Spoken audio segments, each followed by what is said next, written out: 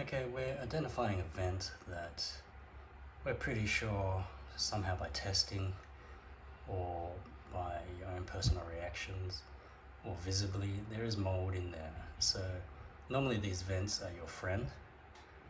They keep the room ventilated, which is one of the keys besides humidity that you need to watch out for to protect yourself from mold.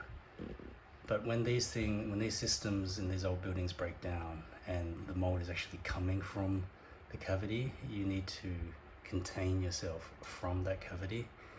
And so I'm going to show you a way to do that while you're a renter and not able to close it off permanently with plaster. There is a way just to block it off with backer rods, easily available from a hardware store like Bunnings. So we're going to start by just checking out the diameters or the opening sizes. So here we're doing a check on, it's about 15 mil by about less than 15 mil, 12 mil or so. And so we're going to go off and buy a backer rod that suits that. So here's the kind of product we're looking for. Available easily, like at Bunnings. Gap filler rod, what they do is they push that into large gaps in concrete and or brickwork. And then that leaves just a shallow gap to fill with silicone. So it suits our purposes. We measured 15 by 12, and then this is a diameter, 15 diameter. It's going to squish in and fill that gap nicely. There's nothing to it. And we're just going to cut that into 40 pieces and then about 3 centimeters long. The cutting stage is a piece of cake. This board has got centimeters written on it already, so 3 is just 3 squares, and it's nothing more than a little bit of to and fro.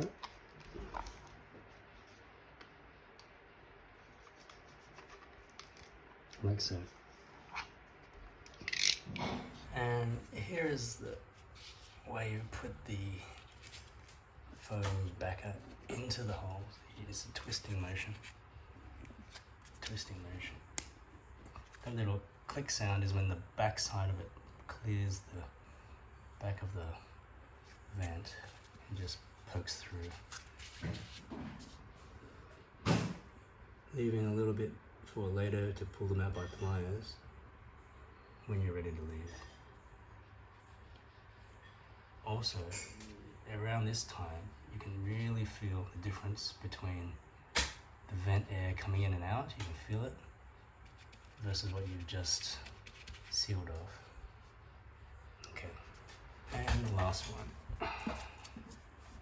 Twisting motion, remember? You can hear it clicking through the back. Right, and that's a nice job. Leave a little bit poking out for pulling them out with pliers later, and you've got a solution that shouldn't bother your landlord once you leave. Remembering that this solution is for when the cavity is known to be a problem. A cavity with no problem, actually it could probably cause mold growth in the cavity with stagnant air. But when you know already there's a problem, that's something you don't want in your interior. So when the day comes to leave the tenancy, you want to take these out and leave the apartment or the house as you found it when you moved in. Set of pliers, and this is why we left some of the foam sticking out. Just